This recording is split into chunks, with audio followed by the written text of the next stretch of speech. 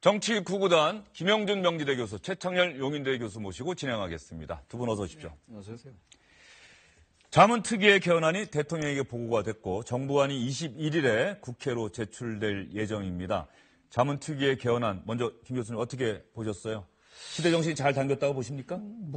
국회 개헌 특위 자문위원회에서 한 내용과 그렇게 큰 차이는 없습니다. 다만 이제 국민들과 약속했었던 권력 구조 개편에 대한 문제와 포함해서 지금 너무 지나치게 대통령의 권한이 집중되는 것을 분산시키고 지방자치를 강화시키고 기본권을 좀 확대하자고 하는 내용은 그동안 오랫동안 논의됐었던 부분이기 때문에요. 큰 차이는 없다고 보는데 다만 절차상에 있어서에 관한 정책 합의를 이끌어내는 데서는 어느 정도는 한계가 분명히 노출되는 것은 지적하고 싶은 마음입니다. 야당의 반발. 그렇습니다. 그 부분을 좀 지적하신 것 같고요. 최 교수님은 어떻게 보셨습니까? 일단 지난 대선 때 여야 대선 후보들이 일단 지방선거와 이제 국민투표를 동시에 실시하자 이랬는데 야당들은 일단 거기에 대해서는 확실하게 반대 입장을 하고 있어요.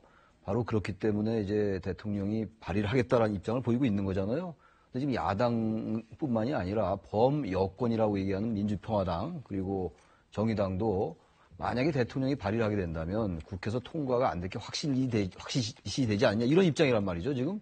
그렇기 때문에 대통령으로서는 어쨌든 국회가 개헌안을 합의에 오지 못하기 때문에 개헌안을 내겠다는 입장인데 지난번도 대통령이 말씀하셨던 부분이긴 합니다. 중요한 건 역시 개헌이 현실화돼야 되는데 그런 점에 있어가지고는 여당이 그리고 집권 세력이 청와대가 야당을 보다 좀 설득을 해야 되는데 지금 이 상황으로서는 대통령이 발의한다면 야당은 개헌 논의 자체에 응하지 않을 거 아니겠어요? 그런 점에 있어서는 좀 조율이 필요하다고 보여집니다. 두 분의 생각이 비슷한 것 같고요. 일단 자문특위 안을 중심으로 해서 한번 토론을 한번 진행해 보도록 하겠습니다. 네. 대통령 4년 연임제 정부 자문특위 안에 찬성하십니까? 저는 찬성을 하는데요. 내용은 대통령제를 채택을 하면서 내각제조로 운영하고 있는 게 더 문제이기 때문에 실질적으로 만약에 4년 중임제가 더 중요한 것이 아니라 순수한 대통령제, 미국식의 대통령제로 돌아가야 된다. 거기에는 국회와 결국은 행복부와 사법부가 아주 철저한 견제와 균형이 기본이 돼야 되는데 지금 나온 정부 안을 보면은 그 부분 조금 부족한 부분들이 좀 있습니다. 그러니까 미국 같은 경우는 예산 편성권 자체가 의회가 갖고 있고, 그리고 더 하나 감사원도 의회가 갖고 있고,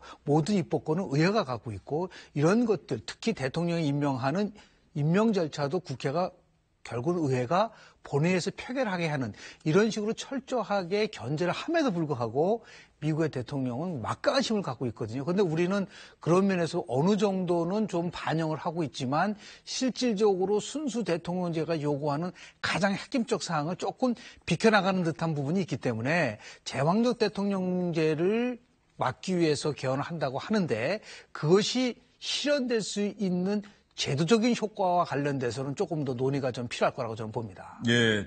결과적으로 대통령 직선 5년 단임제, 이것을 4년 연임제로 바꾼다.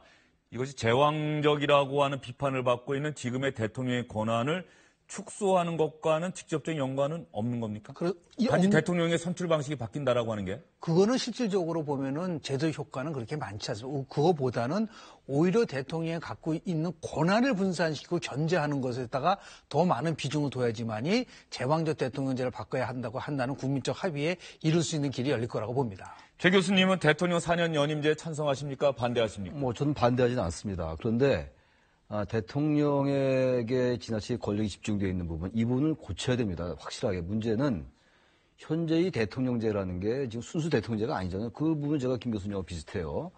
기본적으로 대통령의 법률안 제출권이 있고 현재 또 이제 국무위원과 국회의원의 겸임이 가능하잖아요. 근데 이 부분은 사실 헌법 개정하지 않아도 돼요. 현재 헌법에는 국회의원은 법률이 정하는 직을 겸할 수 없다 이렇게 돼 있는데 거기서 법률이 정하는 직을 국회법에서 따로 규정해 놨기 때문에 지금 국무위원과 국회의원의 겸직이 가능한 거기 때문에 이건 어쨌든 국회법을 개정하면 되는 문제입니다만 국무위원과 현역 의원이 겸임을 하게 되니까 여권은 중요한 표결이 있을 때 현역 의원이고 장관이니까 와서 표결을 한단 말이에요, 장관이. 그러니까 이런 것들도 대통령에 대한 권력 집중의 하나의 요소고요. 또 하나 아까도 말씀하셨습니다만 예산 편성권 자체를 국회에다 완전히 이름을 해야 돼요. 그게 순수 대통령제거든요.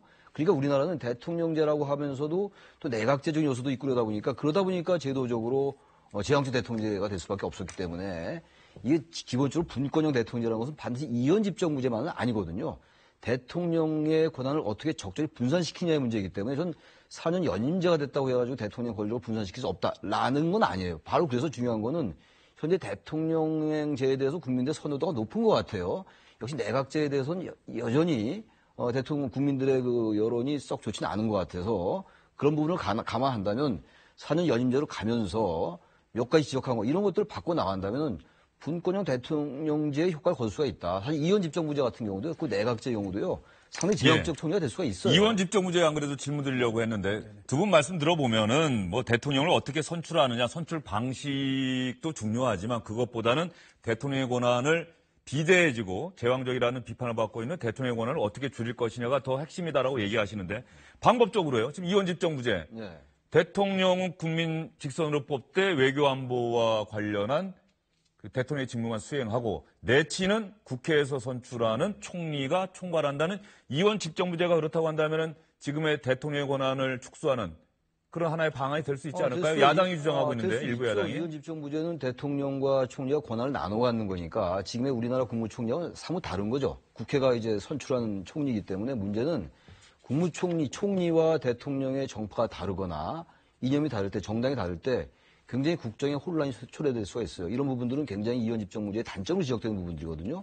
그러니까 모든 제도라는 게 장단점이 다 있는 거 아니겠어요? 그래서 저는 이원 집정부제가 무조건 대통령의 권력을 분산시킨다라고만 볼 것도 아니에요. 그리고 특히 이제 만약에 정파가 같을 경우에 어느 한쪽에 쏠릴 수도 있습니다, 사실은. 물론 이제 외치는 대통령이 맡고 총리가 내치를 맡는다, 민생 이런 것들 맡는다 하더라도 말이죠. 경계도 대단히 애매할 수가 있습니다. 특별히 지난번에 그런 지적 많이 있었잖아요. 사드 문제가 그냥 외교 문제냐, 국내 문제냐 이런 것들. 여러 가지 정치사회적, 경제사회적 여러 가지 이슈들에 있어가지고 대단히 경계가 애매하기 때문에 오히려 이원 집정부제가 가져올 수 있는 혼란도 생각을 해야 된다. 그렇기 때문에 이원 집정부제에 대해서 막연하게 지나치게 환상을 갖는 것도 좀 지적을 하고 싶다는 거죠. 김 교수님 이원 집정부제에 대한 생각 어떠십니까? 저는 철저하게 반대합니다. 왜냐하면 이원 집정제는요. 결국은 변형된 내각 책임제예요. 지금 21세기에서 쉽게 하죠. 외교와 국방을 그리고 내치를 구별할 수 있을까요? 좀 불가능하다고 봅니다. 그리고 더 나아가서 지금 국회에서 선출한 총리와 대통령을 국민이 직접 뽑은 대통령과 충돌됐을 때 그것을 막을 수 있는 시효 장치가 있나요? 오히려 재앙이 될 수 있는 부분들도 충분히 있기 때문에 오히려 그거보다는 순수 대통령제로 가고요. 저는 국무총리제를 폐지시켜야 된다고 봅니다. 결국은 책임 총리제가 아니라 책임 장관제로 가야 되고 부통령제를 도입을 해서 대통령 유고식에는 부통령제가 남은 기간 동안에 대통령직을 이수하는 그런 식으로 가는 것이 맞는 것이지. 그러니까 철저하게 대통령제 채택을 한다고 한다면 저는 미국식의 순수 대통령제로 가는 것이 정답이고 거기에 다른 식의 기형적 괴물을 잠깐 붙여놓는다고 한다는 것은 제가 볼 때는 바른 방향은 아니라고 봅니다. 그게 대통령제의 그 운영 원리가 이른바 체크 앤 밸런스라고 그러잖아요. 견제와 균형. 우리나라는 사실 체크 앤 밸런스가 아닌 거예요. 아니, 법률안 제출을 대통령이 할 수가 있고, 그리고 국회의원, 국민이 선출한 국회의원을 또 기용해가지고 장관 임명한다면 이건 견제와 균형이 전혀 아닌 겁니다. 그러니까 우리가 대통령제니까 우리는 견제와 균형을 한다고 얘기하는데 전혀 의회와 입법부와 행정부가 견제와 균형이 안 되는 겁니다. 이런 것들만 고쳐준다면요. 상당 수준의 대통령 권력이 분산될 수 있다. 이렇게 지적을 하는 거죠. 예, 그렇다고 한다면은 이번에 국민의 기본권과 관련한 조항도 바꾸자. 이렇게 자문특위가 이야기를 했는데 제가 눈여겨본 대목은 지금은 헌법이 다 국민이라고 돼 있잖아요. 그렇습니다. 이 기본권 조항과 관련해서 일부 조항에서는 국민 대신에 사람이라는 표현을 쓰자. 이렇게 이야기했다고 하는데 찬성하십니까? 저는 뭐 찬성을 하는데 더 핵심적인 사항은요. 대한민국 헌법 1조 1항은 다 합니다. 대한민국은 민주공화국이다. 2항은 모든 권력은 국민으로부터 나온다. 예. 저는 3조 4항을 집어넣어야 된다고 봅니다. 3조에 대한민국은 성평등 국가다. 대한민국은 지방 분권 국가다. 이러한 지방 자치와 평등에 대한 부분들을 집어넣는 것이 더 중요한 것이지. 이게 지금 뭐 사람을 쓰느냐 그런 거보다는 실질적으로 대한민국 헌법 1조 1항이 갖고 있는 헌법 정신과 시대 정신을 두는 것이 훨씬 중요한데 지금 성평등 얘기 나오면은 동성혼을 주장하면서 반대하는 분들도 있고요. 또는 지방 분권 얘기하면서 이건 너무 지나치게 지방 쪽으로 가져가게 되면은 결국 효율성이 떨어진다 이렇게 주장하는 분들이 있기 때문에 저는 중요한 것은 헌법은 문서가 아니다. 헌법은 정신이고 그 정신에 부합하는 특히 시대 정신에 만든 평등과 분권이라는 것이 반드시 이번 기본권 조항에 들어갔으면 좋겠다는 것이 제 바람입니다. 기본권 조항의 성평등 조항과 지방 분권 분권에 국가다. 관련된, 네. 이 조항이 반드시 들어갔으면 좋겠다. 이런 말씀 해주셨습니다. 최 교수님 생각은 어떠세요? 저는 지방분권이 반드시 들어가야 된다고 생각해요. 성평등 물론이고요. 뭐 저도 같은 생각인데 대통령 권력이 집중되어 있다는 얘기는 단순히 대통령 개인에게 집중되어 있다는 의미를 떠나서 중앙에 너무 많은 권력이 집중되어 있다는 거거든요. 이 중앙에 너무 많은 권력이 집중되어 있다는 건 중앙과 지방 간에 있어가지고 여러 가지 제도적 국세와 지방세 비율 같은 것도 그래요. 이런 구조에서는 절대로 권력이 분산될 수가 없어요. 그러니까 아까 몇 가지 말씀드린 그러한 제도적 요인도 필요합니다만 지방이 거의 지방정부 수준으로 될 때 정도로 이 세법도 좀 개정하고 국세와 지방세와의 비율이라든지 위임 권한 이런 것도 해야지 진정한 대통령의 권력이 분산되는 것이지. 다시 말하면 우린 모든 게 너무 중앙에 집중돼 있다. 그런 면에서 최근에 나오고 있는 수도에 관련된 문제 이런 거는 상당히 바람직한 변화의 조짐이 아닌가라고 생각이 됩니다. 예, 조금 전에 정치 알파고 순서에서 부마 민주항쟁 4.19와 관련있다는 이야기가 있었는데 그것보다는 부마 민주항쟁은 박정희 전 대통령 시해 사건으로 이어졌던 1979년 즉 5.18 광주민주화 운동의 바로 직전에 있었던 부마 민주항쟁 정치도 전문에 담길 것이다. 담자라고 하는 게 자무특위 초안에 담겨 있어요. 네. 촛불 정치는 담지 않기로 했습니다. 않기로 했죠. 이거 올바른 선택. 저는 바람직한 것 같아요. 왜냐하면 촛불 정신, 촛불 혁명에 대해서 대다수 국민이 동의한다 하더라도 시간이 얼마 안 됐습니다. 역사적 평가는 안 나왔다. 아직은 안 나왔기 때문에 이건 다른 일반적인 법률 개정하고 좀 다르잖아요. 이거 헌법의 전문에 담는 거기 때문에 이 부분은 뭐 촛불 정신을 넣으면 안 된다는 얘기가 전혀 아니라 기본적인 역사적인 평가, 학계의 평가도 그렇고 여러 가지 평가가 좀 진전된 다음에 그런 다음에 헌법 조문에 넣어도 늦지 않다고 생각해요. 그리고 특히 이제 촛불혁명 얘기가 나오면 야당이 또 반발할 가능성이 높지 않겠어요? 굳이 이제 이런 부분들 넣어서 이념적인 어떤 갈등이 더 증폭될 수가 있기 때문에 그런 부분은 지금 굳이 주장할 필요가 없지 않겠는가 이런 생각도 든다는 거죠. 예, 지금까지 자문특위가 문재인 대통령에게 보고한 개헌 정부안의 토대가 되겠죠. 초안과 관련해서 두 분 교수님과 자세한 이야기 나눠봤고요. 지금부터는 소환을 하루 앞둔 이명박 전 대통령 이야기 여러분께 해드리려고 합니다. 이명박 전 대통령 집 앞에 지금 기자들이 상당히 많이 몰려가 있습니다. 그러자 오늘 오전 11시에 김여재 전 청와대 정무수석이 나와서 기자들과 일문일답을 했습니다. 들어보시죠. 소환은 검찰의 요구대로 예정된 시간에 맞춰서 가시게 될 겁니다. 대국민 메시지 같은 걸 발표하시는 메시지라기보다는 국민들께 한 말씀 하고 들어가실 겁니다. 그러니까 내일 검찰 조사 때 좀 협조 잘 하실 예정이신지 말씀 좀 많이 하시죠. 협조라기보다는 대통령께서 가지고 계신 생각 그리고 있었던 일 그런 거에 대해서 있는 대로 사실대로 답변하시게 될 겁니다. 성실히 조사받겠다는 말 말고 다른 입장 표명 준비하고 계시죠? 저는 좀 기다려 보십시오. 아직도 여전히 혐의는 전면 부인하시고 있는 상황인가요? 그런 것으로 알고 있습니다. 변호인단 선임에 상당히 어려움 겪고 있다고 알려져 있는데 그 부분 한 말씀만 해주시죠. 아시다시피 이 대통령께서는 전 재산을 사회 환원하셨습니다. 변호인단은 매우 큰 돈이 들어가는데 그에 약간의 어려움이 있습니다. 이명박 전 대통령 내일 검찰에 출석하게 됩니다. 검찰에 출석하게 되는 헌정사상 5번째 전직 대통령이 됐는데요. 어떻게 보십니까? 참 대한민국의 전직 대통령들이 저렇게 줄줄이 검찰 포토라인에 선다는 것 자체가 국민으로서는 참으로 보기가 좀 싫습니다. 그럼에도 불구하고 새로운 대한민국을 넘어서서요. 지금 보면은 이제 전두환 노태우는 대통령 같은 경우는 이제 결국은 내라는 모죄로 해서 들어갔었는데요.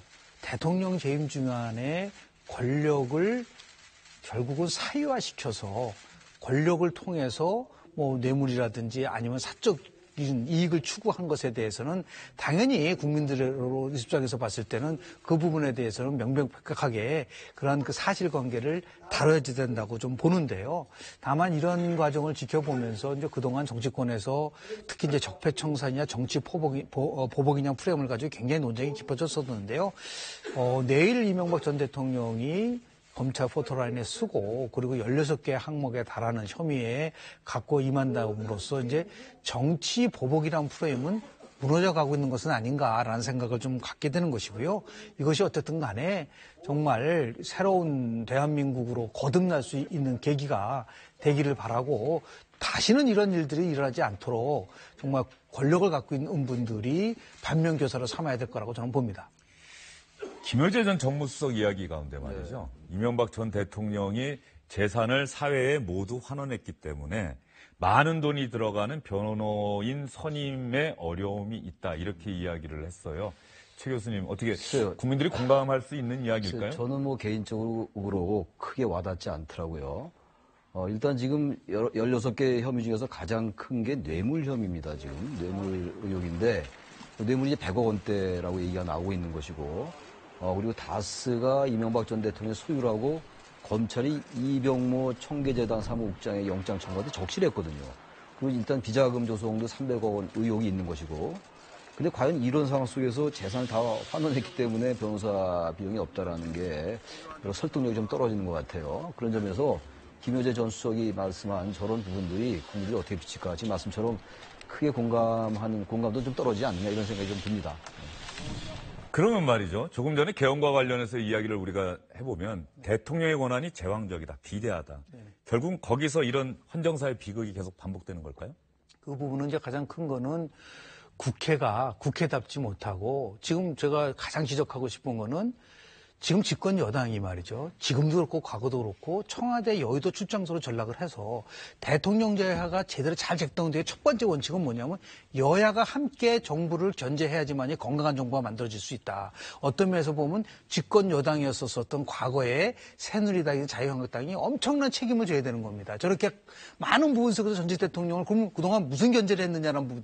견제는 야당만 하는 게 아니에요. 여당도 정부를 견제할 수 있어야 된다. 그것을 배제한 상태에서 단순하게 4년 중임이냐, 뭐 분권형이나 백날 해봤자 그거는 제도 효과가 없다. 그러니까 정당을 정상화시키고 국회를 정당화시키고 의원들이 자신의 양심과 소신에 따라서 의정 활동을 할 수 있게끔 공천제도를 바꿔놓지 않은 상태에서는 어떤 형태의 개헌도 우리가 의도하는 만큼의 정치 정상화를 가는 길은 굉장히 어렵다는 말을 좀 지적을 하고 있습니다.